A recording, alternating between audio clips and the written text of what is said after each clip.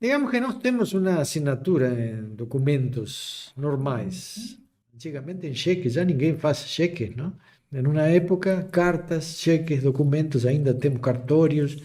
Então, essa assinatura é uma identificação. Claro que temos documentos, números por os quais nos identificamos como seres únicos. E nós estamos indo em procura dessas expressões de identidade nos deuses egípcios e em todas as inteligências astrais que os representam. Se vocês procurassem, veriam que todo grupo religioso ou esotérico procura estabelecer formas de comunicação e conexão com seus deuses, por meio de danças, músicas, ritmos de tambores, nomes que se dão, meditação, oração, rituais mágicos. Então, acho que fica claro que isto pressupõe a existência de identidades e inteligências extraterrestres, astrais ou espirituais que respondem a esse tipo de chamados. Tá? Isso não cabe dúvida. Como nosso foco é o Egito, sabemos que todos os seus deuses têm identificação com os astros do sistema. E podemos comprovar isto, é decir, claramente acompanhando a mitologia egípcia e de outras culturas como a sírio-babilônica, griegos, romanos.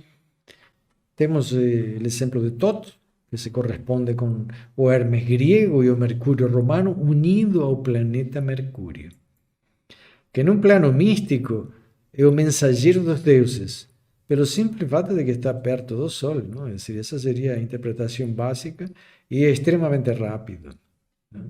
A Lua também está associada a Isis, a Thor e Tot. Marte era chamado no Antigo Egito de o Urus vermelho. E assim por diante, tá?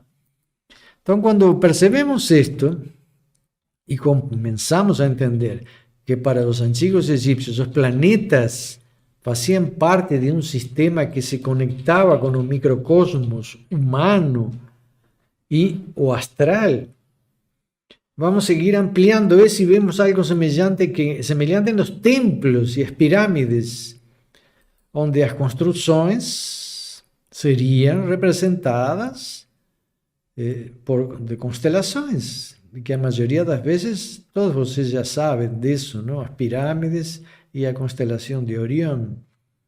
Isso mesmo podemos encontrar em construções megalíticas em Europa, Ásia, América Central, vale dizer, no mundo todo. No mundo todo podemos unir que a Terra, nós e os astros, o universo.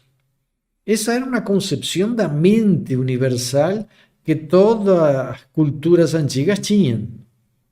Observem algo agora, isto é muito interessante. Um de nossos assinantes, digamos assim, me mandou depois da live, daquela que eu falei da chave dos sonhos.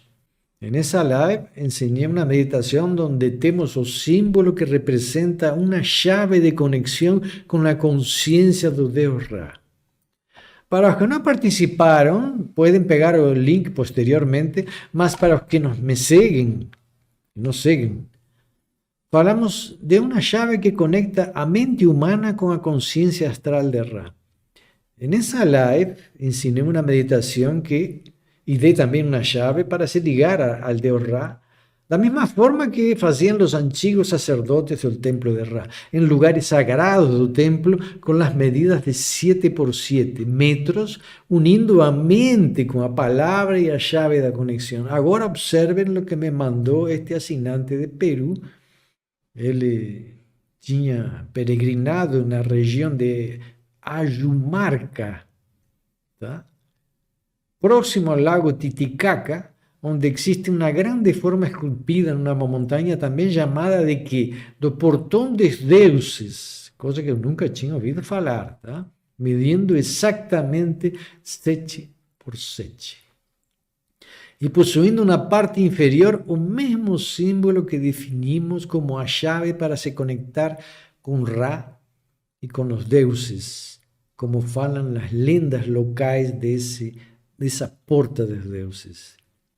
Fíjense o sincronismo. Eu falei que essa prática podia ser feita desenhando na parede e no chão as medidas da sala sagrada dos sacerdotes del templo de Ra, que era 7x7. E utilizando a chave, que seria hoje o que podemos chamar a assinatura, para se conectar com a inteligência astral de um Deus, que nós conhecemos como astro-sol, e achamos distantes de nossa mente. Tá? Mas Juan, vou dizer o nome Juan, ele não queria que dissesse seu nome completo, mas Juan é muito conhecido, hay muchos Juan, no hay problema. Juancito no se va a enojar por decir el primer nombre dele. Y agradezco mucho esa información que no tenía, pero realmente confirma exactamente lo que estamos hablando. Los dioses egipcios bajaron en diversos lugares en el mundo y dejaron una ciencia mística en esos, como falei, 7 lugares diferentes en el mundo. Y ahí tenemos una de las primeras pruebas de nuestra tradición iniciática.